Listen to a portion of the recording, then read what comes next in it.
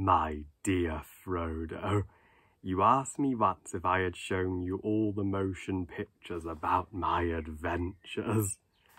Well, I can honestly say I've shown you the majority. I may not have shown you all of them.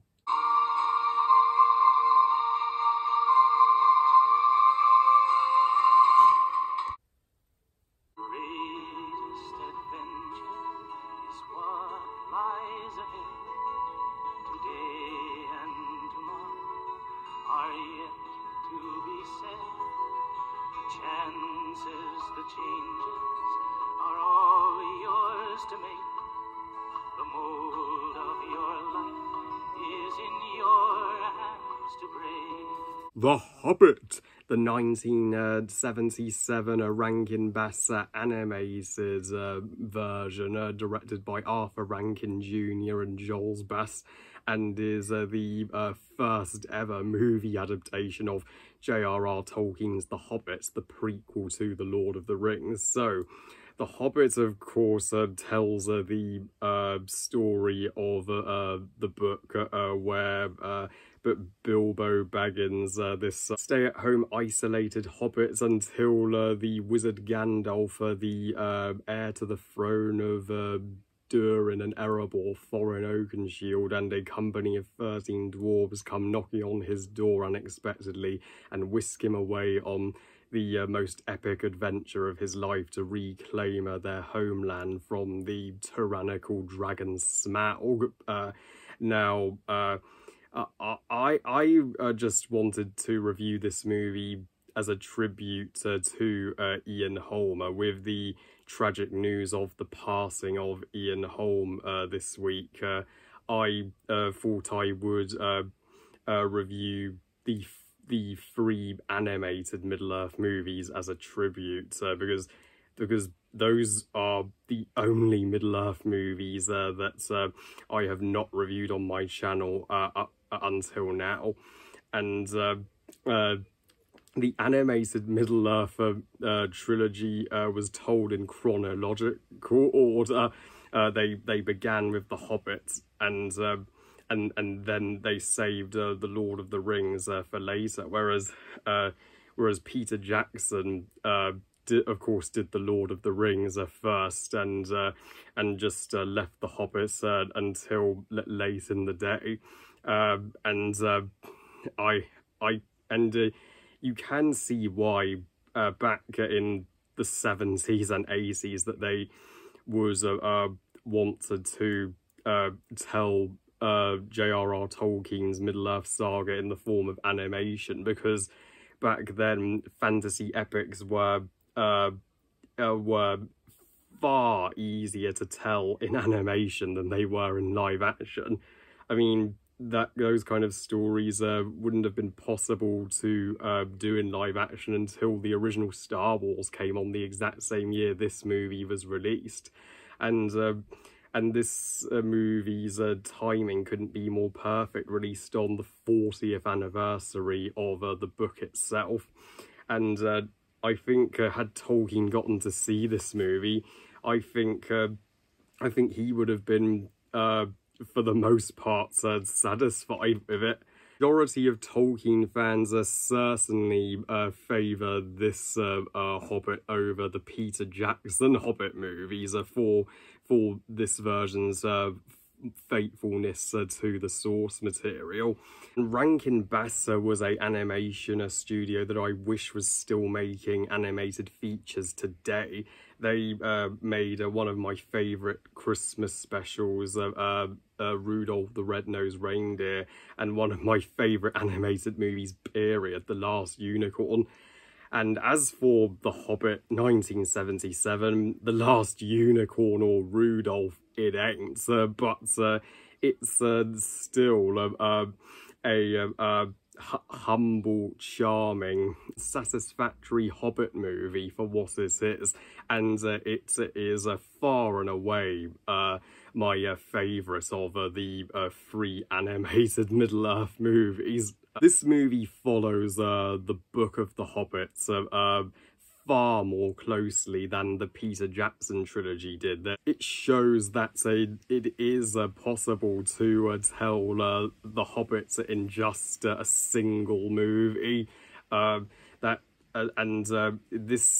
This movie had the challenge of telling such an episodical story like The Hobbit in just an hour and 30 minutes, and it achieved that brilliantly. And also the in addition of the songs throughout the movie, all for some of them are from the book and some of them are entirely made up by Rankin Bass, but from the book or not, these songs remain timeless, especially Glenn Yarmouth's opening theme for the movie, "The greatest adventure is what lies ahead." Song gets you ready to just go into the unknown, and it captures the adventure feel of this story.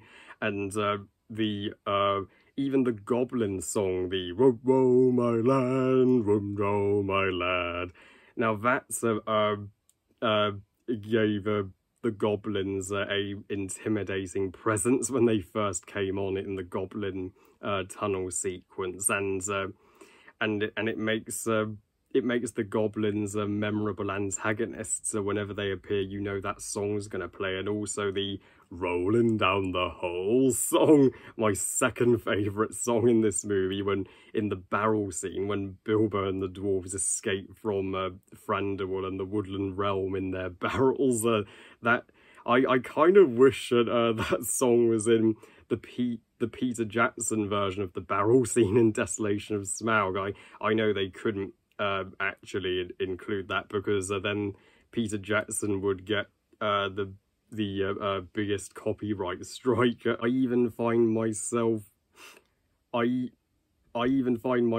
humming as to this movie's version of "Far Over the Misty Mountains Cold" on a weekly basis whenever I take a walk in the woods, and the voice acting overall is what wonderfully done, especially Orson Bean as Bilbo, and John Huston as Gandalf, and the best vocal performance of the movie, Richard Boone as Smaug, while there are no Martin Freeman, Ian McKellen, or Benedict Cumberbatch, they still sound like what you would expect these characters to sound. And as a road movie, this movie does have a breakneck pace to it. So it just literally in the first few minutes recruits Bilbo for the company, and then after the opening song and titles, Bilbo has left Bag End, so we don't have to wait too long for the adventure to get started. And also this movie did one scene stronger than the Peter Jackson version for me, when Smaug is just destroying and burning Lake Town, and then the Thrusher comes flying up to Barda to inform Bard of Smaug's weak spot that Bilbo spotted in the gap of his scales. That is how the Peter Jackson version should have done that scene in the Battle of the Five Armies. This version has more losses to it. After the Battle of the Five Armies, there were 13 dwarves to begin with, and now there are just 6. So there were like 7 dwarves that are killed off in the battle this time, and Thorin's death was it couldn't have been done any better in this version. You know, he's just bandaged in the bed when he's saying his final goodbyes and making amends with Bilbo, admitting he he was wrong about keeping all the gold to himself and for not giving his words. Though I wouldn't go as far as calling Rankin Bass's Hobbit a perfect adaptation, not by a long shot. This movie still has some bizarre creative choices behind it. Some of the character designs look off. Why does Smaug look more like a cat? And why do the spiders look more like bunnies with their crazy bunny ears? And even Gollum looks more like a mutated Kermit the Frog here than he does Gollum. I'm sorry, but he ain't a patch on Andy Serkis's Gollum. That's why I personally favour the Peter Jackson Hobbit trilogy just slightly above this version. Oh boy, I can hear the Tolkien fans just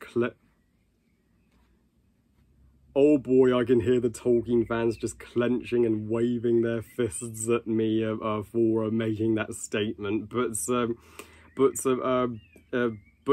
it's subjective which adaptation you like better. I mean, whether you like this Hobbit or the Peter Jackson Hobbit better is entirely up to you, I say. I don't understand why they removed Beorn from this movie. Seriously, all they needed to do was animate a 5-minute segment where the company crashes at Beorn's for a day. That's all it would have taken.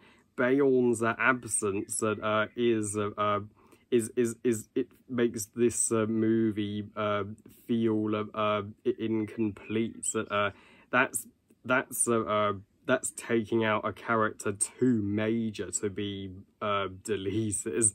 Also, there is not a single female character in this version of The Hobbit. I'm not kidding, not one. Sure, there are 0 female characters in the book. That criticism for me also applies to the book for an absence of female characters. I mean, thankfully Tolkien would improve upon this by adding in a few strong women into The Lord of the Rings.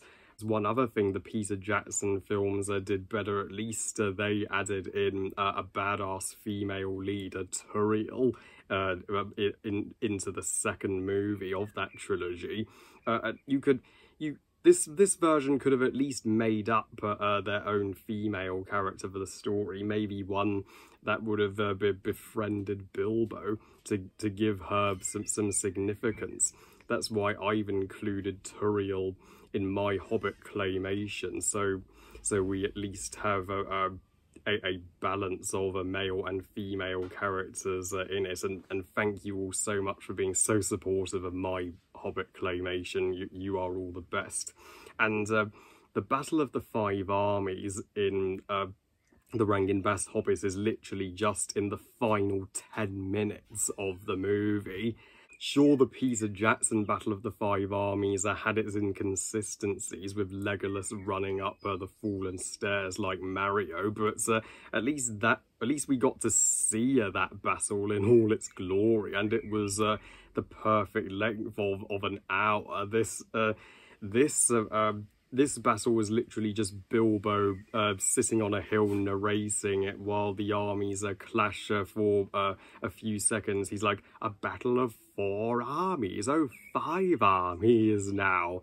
And then Bilbo just passes out and the battle is over in a flash. I'm like, that would be like, nodding off unintentionally during a movie, and then when you awaken you're like, oh man, how could I miss all the cool stuff? That you feel like you've just been robbed of what could have been a true spectacle of a battle here. But I will give this movie one pro that I won't ignore Bilbo is the central focus this time.